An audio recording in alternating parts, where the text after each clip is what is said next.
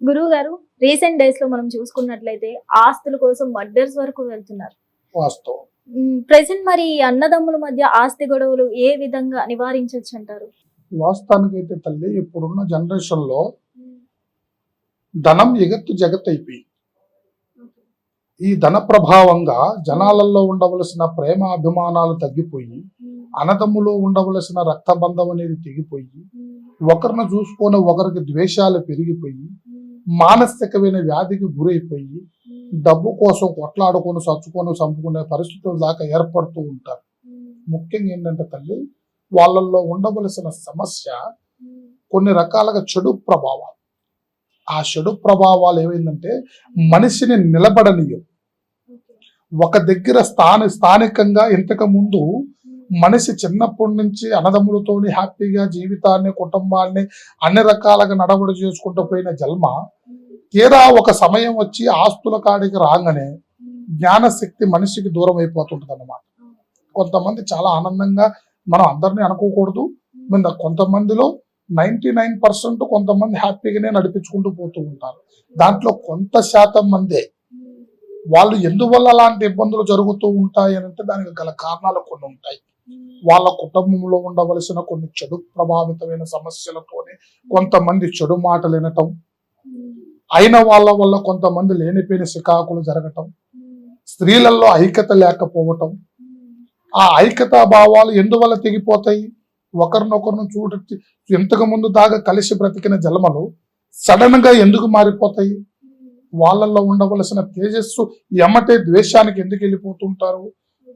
అలాగ పోవటానికి కూడా కొన్ని కారణాలు ఉంటాయి. వాళ్ళల్లో ముఖ్యంగా అనేది చెడు ప్రభావం జరుగుతుంది. చెడు మనసుల మాటలు వింటూ ఉంటారు. వాళ్ళు ఎదగరు, ఎదిగే వాడిని ఎదగనీయరు. బ్రతికే వాడిని ప్రశాంతంగా బ్రతకనీయకోకుండా కొంతమంది ఆ కుటుంబం మీద చూపుతో కొన్ని రకాలుగా ఇబ్బందులు చేసి వాళ్ళంట్లో చికాకులు పెట్టి ఆస్తులు తగాదల దాకొచ్చి కొట్టుకొని చంపుకొని స్థితిగాడికి వచ్చేస్తారు. అది ఎందువల్ల అంటే వాళ్ళకి అప్పుడు దాకా లేని కర్మ సడన్ గా వాళ్ళ నెత్తి మీద అకాల బంధన కర్మలు కొన్ని కూర్చొని, అకాలం అంటే ఏంటి? సడన్ గా వచ్చే కర్మలు కొన్ని చెడు మాటలు చెడు ప్రభావాల వల్ల మనుషుల మీద కర్మలు కూర్చొని అన్నం పెట్టిన సేనే నరక తినే కాడికి వస్తారు. అలాంటి కర్మల వల్ల చాలా మంది బాధలు పడుతూ ఉంటారు.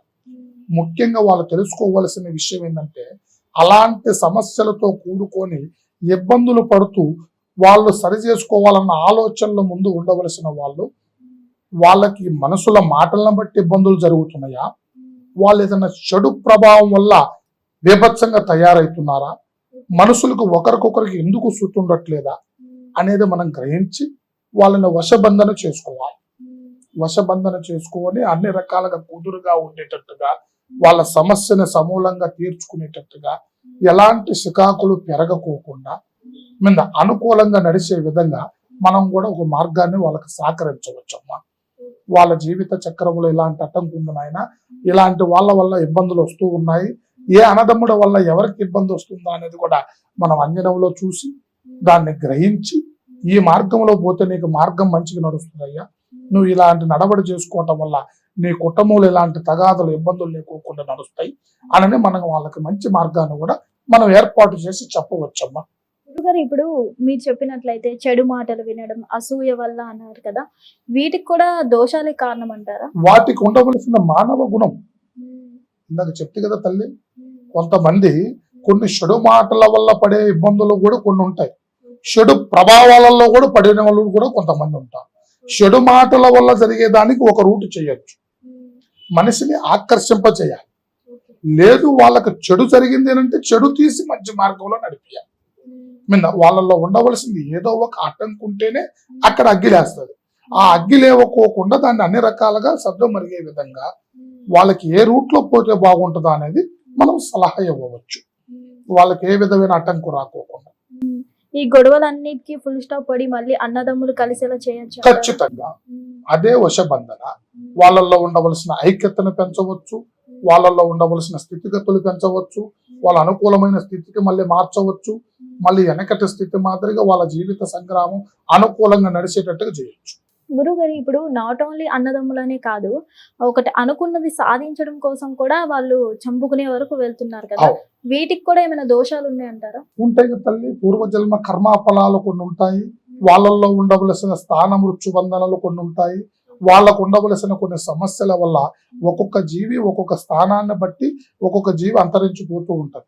వాటికి సంబంధించింది మనం ముందుగా తెలుసుకోవాలి. కొన్ని వాళ్ళకు ఉండవలసిన స్థితి ఎంత లోతుంది, వాళ్ళకి అలాంటి శికాకు ఎందుకు జరుగుతుంది, మీద ఒక్కొక్కరు రూపాయి కోసం కూడా కొట్టుకొని చేస్తారు. మీద అక్కడ పెద్ద కోట్లే ఉండవు, ఆస్తులు లక్షలు, 4 లక్షలు, 5 లక్షలు, 10 లక్షలు ఉన్నా కానీ కొట్టుకునే కాడికి వస్తారు. ఎందువల్ల జరుగుతుంది? అలాంటి అవాంతరాల వల్లనే జరుగుతుంది. మీద అక్కడ సంభవించే అలాంటి అకాలమైన సమస్యలు కొన్ని చెడు ప్రభావాల వల్లనే అంత దూరం తీసుకెళ్తాయి. ఆ చెడు ప్రభావం లేకపోతే అంత దూరం పోవు కదా, అడ్డంకుల దాకా పోవు కదా, వాళ్ళల్లో ప్రేమ సావదు కదా. మీద వాళ్ళకి అప్పటిదాకా ఉండవలసిన ప్రేమ సడన్ గా మారిపోతుంది అంటేనే ఏదో ఒక చెడు ప్రభావం వాళ్ళని ముందుకు తీసుకెళ్తుంది అన్నమాట. ఆ ప్రభావాన్ని మనం అనుసరించినప్పుడు దాన్ని అంచి వాళ్ళకి చక్కటమైన మార్గాన్ని మనం సమకూర్చవచ్చమ్మా. ఓకే, ధన్యవాదాలు. శుభం భూయాత్. పరమేశ్వర కృపా కటాక్ష సిద్ధిరస్తు. సర్వే జనా సుఖినో భవంతు. సో చూశారు కదా, మీరు కూడా ఇటువంటి అనేక రకాల సమస్యలతో బాధపడుతున్నట్లయితే ఓం శివశక్తి జ్యోతిష్యాలయం మా గురూజీ నెంబర్ మేము కింద వేయడం జరుగుతుంది, స్క్రోల్ చేయడం జరుగుతుంది. సో మీకేమైనా సమస్య ఉంటే గురువు గారిని సంప్రదించాలని కోరుతున్నాం.